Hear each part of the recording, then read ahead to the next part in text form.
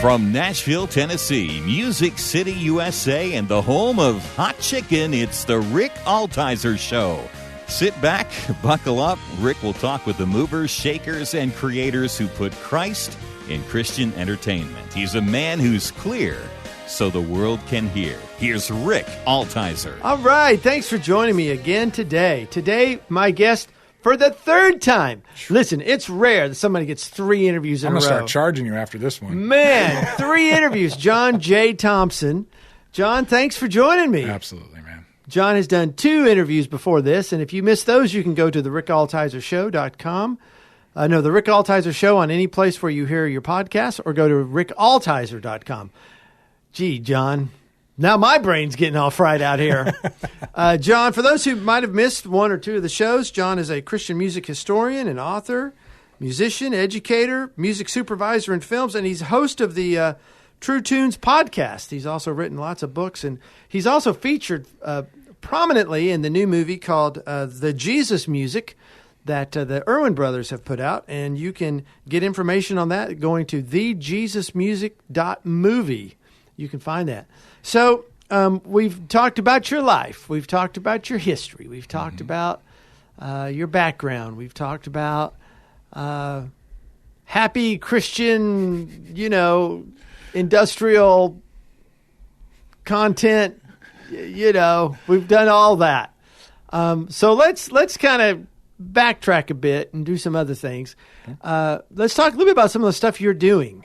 First off, you're a music supervisor to films. You've been a music supervisor to, 10 films maybe? I should go back and count, but when I was at Capitol in publishing, so music publishing is the part of the music industry that works with songs and songwriters. And so I spent almost a decade inside of Capitol, and before that it was the same company, but it was called EMI. And so I worked with songs, including you, and one of the things I did there was we did a lot of film and TV pitching, so we would send our songs and get our songs placed in music and placed in television shows and movies.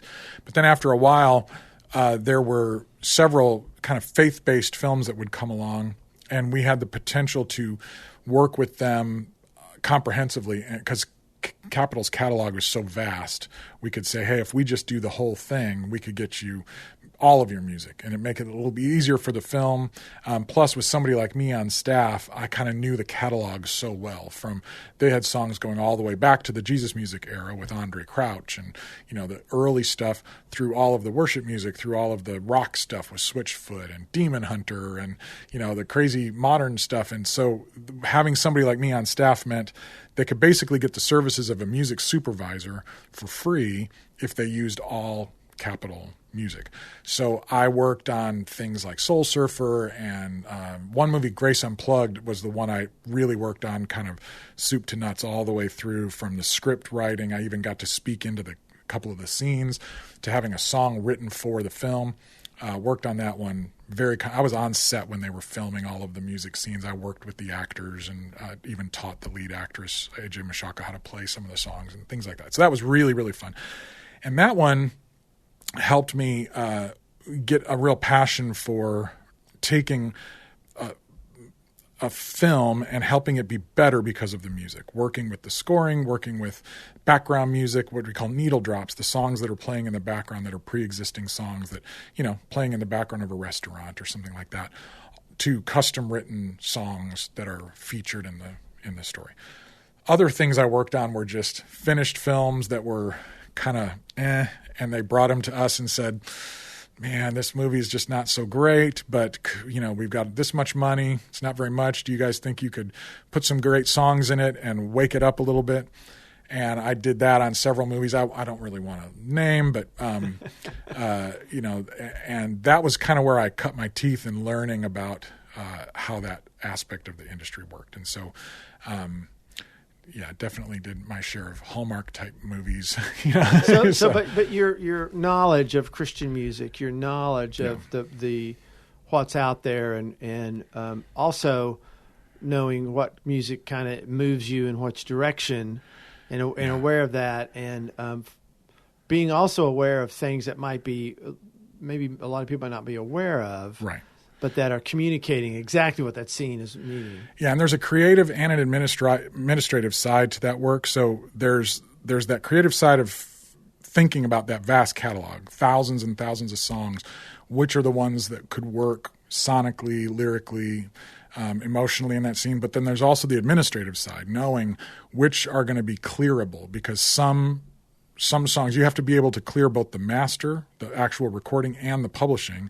And so some of them are easy to clear. Some of them, clearing means getting permission to use them in the film at an affordable price. So sometimes you could get the publishing, like the underlying song, cleared, but the master you might not be able to. So you can go create a new master. Like you can have one of your artists re-record the song. I kind of learned how all of that worked. This new film I've been working on for 5 years, Electric Jesus, actually I started working on that when I was at Capitol still, because it's about a Christian heavy metal band in 1986. And so the idea was there's a lot of Christian metal in Capitol's catalog. Res Band, which is one of the bands that features in the film in a big way. And so I started talking to the director when I was still at Capitol. He had read Raised by Wolves. He didn't realize I was the same guy, that wrote Raised by Wolves, and I was doing publishing at Capitol. When I left Capitol, he immediately hired me to be the music supervisor for the film and to be sort of a special historical consultant. So I was on set and I was working on making the movie feel authentic to 1986. Having been in a band in 86 and living that life, I was like basically there to help it feel as authentic as I could. And that's a lot of fun. And so lately, I worked on the Pilgrim's Progress movie a couple years ago. So I was able to work with them to get a couple of songs recorded specially for that film based on the budget that they had for the end credits. So music supervision is a vague term for anything that could be as limited as just these songs are already done and you need to go help them get them licensed and paid for, to as expansive as creating new songs, new masters, and finding things. And I've kind of done everything on the scope. But now as an independent person, I do a lot of consulting for different projects, and I'm pretty picky about the ones that I'll work on. I only will work on films that I really believe in, I really feel excited about. I'm no longer working at Capitol, so I don't have to just do whatever comes down the pike. And so just trying to wake up a sleepy movie by putting better music in it is probably not going to be something I'll do anymore. But I was glad for the opportunity to have done some of that because I learned how important music is. Right. There was one movie in particular that was just almost unwatchable. And then after working on it and putting some music in there, it was, at least 40% better. You didn't totally hate it. Right. It's interesting. And it still comes on every Christmas. And it's like, I watch it and I go, boy, if people could see what it was original. Right? Yeah. Well, that's exciting. And so you're also working at Trevecca. Can we talk about what you do there? Sure. I've been there for about 6 years. I'm the associate dean. They kind of created a new position. And I Associate Dean of the School of Music and Worship Arts. So I'm a connecting point between the school and the music culture in Nashville. So I created a series of special events where I bring artists and industry people to the campus to interact with the students. I also created an artist development incubator program on campus where I take one student at a time and walk them through sort of an artist development gauntlet. It's very similar to the artist development program that I oversaw at Capitol when I was there. So one student at a time will have meetings with managers and label reps and publishers, and then that student will take what they're learning and relay that to a small group of other students that are interested. The whole point is I'm sort of a conduit between the school and Nashville at large. And then I also have produced a couple of special events, and you can actually go on YouTube and find two episodes of a conversation I did during COVID when we couldn't have chapel services in person. I got Sandra McCracken, who's an incredible artist and hymn writer, and Kevin Twitt, who's also a hymn expert. And we did a sort of television show conversation that includes some music from Sandra, but we talked about hymns and the power of hymns and what hymns are and the difference between hymns and worship songs. And we did a 2-part television show, really, filmed, and it was a chapel service, but without everybody there. And so we posted on YouTube and the students could watch it, and we actually made it available to the public. And so I've done How will they find that? You could go on YouTube and Google Trevecca Chapel hymnody, HYMNODY service, and you'd find it that way. Trevecca hymnody service. Yeah. And tell me about because this is kind of new, working with students is a different, you've done so many things in your life. What are some of the things you enjoy, and what are some of the challenges in what you're doing with students? Well, I started pastoring at a church that I grew up going to. I started going to the Warehouse Church in Aurora when I was 19, and by the time I was 26 or so, I was on the elder team. And so I've really been working with students my whole life, and so in that regard, it's not really new. But in an academic setting, to work with artists and songwriters when they're still in school and they have yet to go out and start making a bunch of mistakes that they have to undo is a lot of fun. The other thing is that now the industry has unraveled so much. It used to be very structured, and there was the industry, and then there was this huge canyon. And on the other side of that canyon, there was independent artists that were not able to make a living doing independent music usually. Now the industry has shrunk massively, and the independent side has actually grown. There are a lot more ways to make a living independently. And most college students understand that they are going to be independent artists. A very small percentage of them will end up forming some kind of partnership with some aspect of the industry.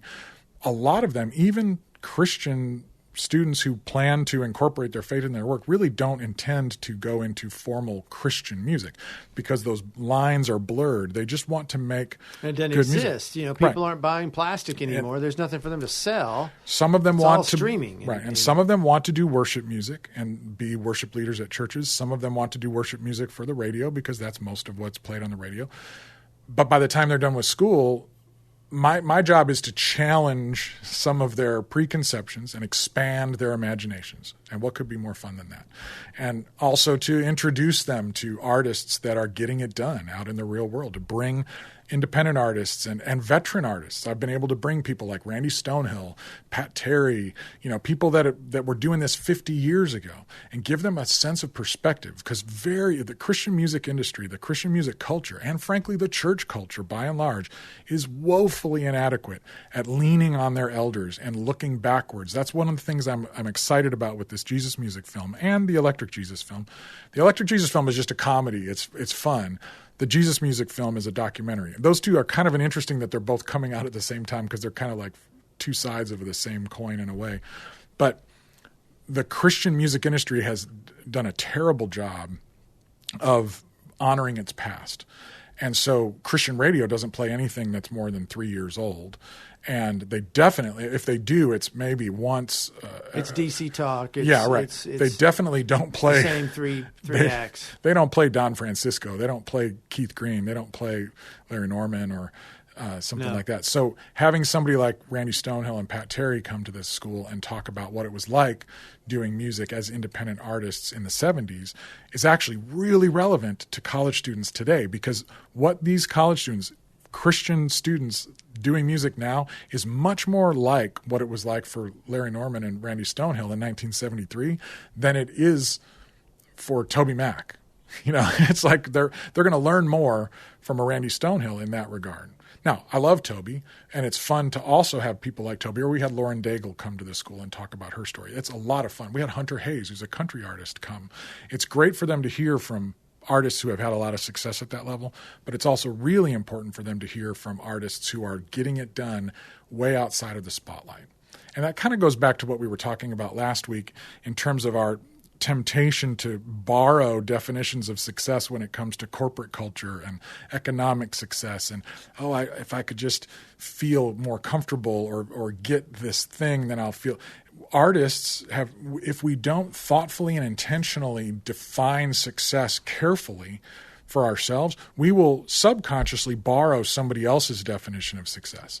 And part of my job for a long time, I'm talking decades, has been to pop that bubble. And a lot of times those are imaginary, but we don't even know that we're operating with those bubbles in our mind as artists. But we think we need to have a career that looks like U2's career, or like Chris Tomlin's career, or like Lauren Daigle's career. And that's not only unrealistic professionally, it's scripturally idolatrous and ridiculous. So we're setting ourselves up for both professional and theological failure if we don't take time to be thoughtful and careful. And so part of our job as elders in this journey is to thoughtfully, carefully shepherd the next generation of creatives to have a better, deeper understanding of what success is supposed to look like for them.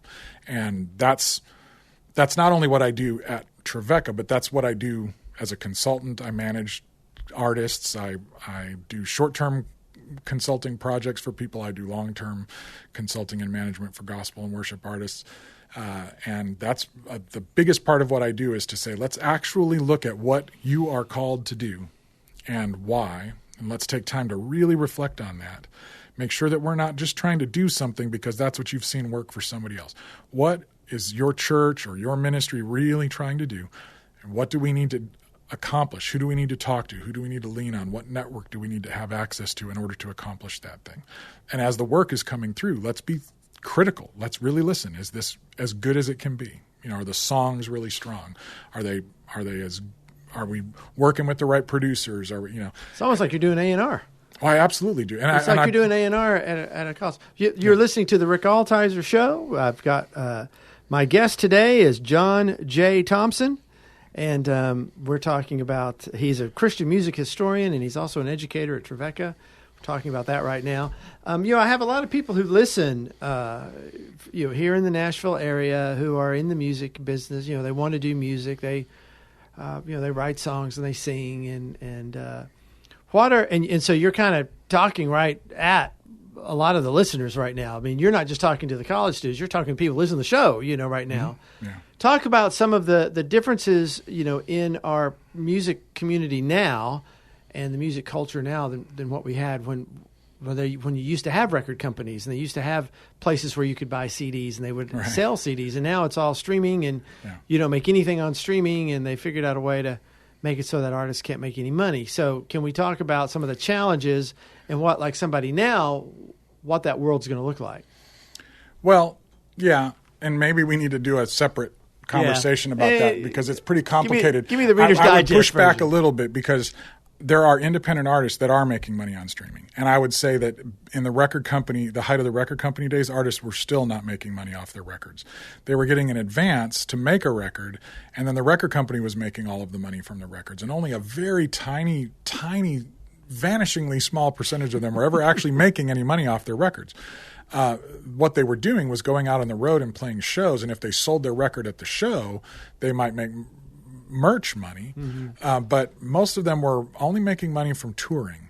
And so this idea that they were making money back then and they're not now because of streaming is not necessarily accurate. It was during the mp3.com era accurate, but that's over.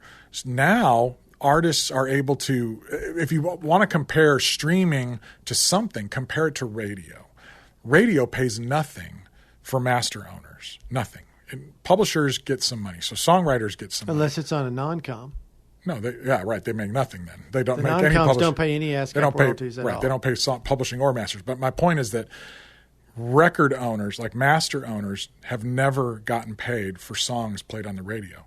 If your song got spun 20 million times on the radio, you got paid $0 for that. If it's spun 20 million times on Spotify, you're going to make thousands of dollars off of that, right? So if you compare, and the other thing is you had to be really lucky for your song to get spun on the radio.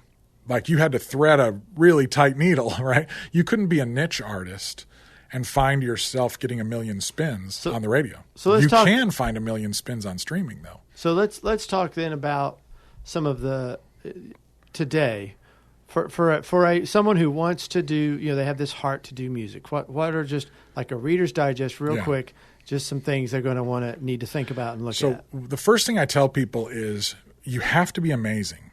You can't just be good. I mean, you have to start at being good, but if you think that this is your calling and it's going to be your life, you've got to be amazing. You've got to be just fantastic, jaw-dropping, amazing. So one of the things is you have to figure out who in your life are the people that are going to help you become amazing. It's not going to be people that like everything you do, that tell you everything is great. They're going to be the people that actually can push back and help you become great. So you're going to need And that's where we're losing a little bit of value when we lose A&R people and we lose producers and stuff like that. You're going to have to find producers or consultants or somebody in your life that will be a sounding board to help you move from good to great. So that's one thing. Now, the other thing is you have to really, really know who is your audience. A lot of times our audience in our mind was actually A&R people. Like we were trying to impress A&R people so that they would sign us, and then they were the gatekeeper to get us to the stadiums or the rock clubs or whoever we eventually figured we would open for this artist, and then we would take their fans. We have to know who is our audience, and are we amazing to them? Or are we just amazing to ourselves, right? Now, it's fine if you're a weekend warrior, if this is your hobby, if this is your passion, and you're just a pure artist doing it for the sake of expression, then just be amazing in your home studio and make amazing work and put it out there to the universe and see what happens. But if you think this is what you're going to do for a living, know who your audience is, know what your audience wants, and make amazing work. And then start to connect with them in small ways. Find 100 of them, find 500 of them.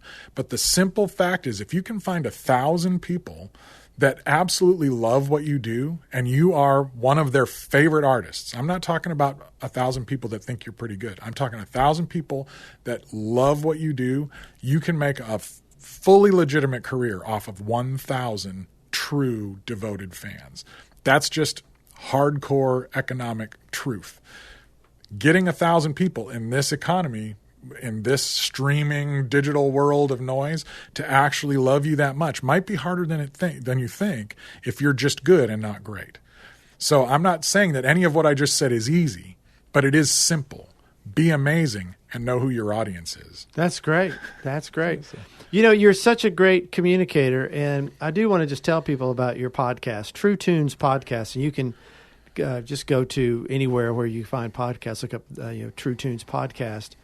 And I've started listening to it, and I've really just enjoyed it so much. Thank you. It's got so much great production value, and you're playing songs, and you're having guests talking about the songs, you're having these great interviews, and you put way more work in than I do on my show, that's for sure. But I just want to say that I love it. I just love your show, and I do recommend people go into that.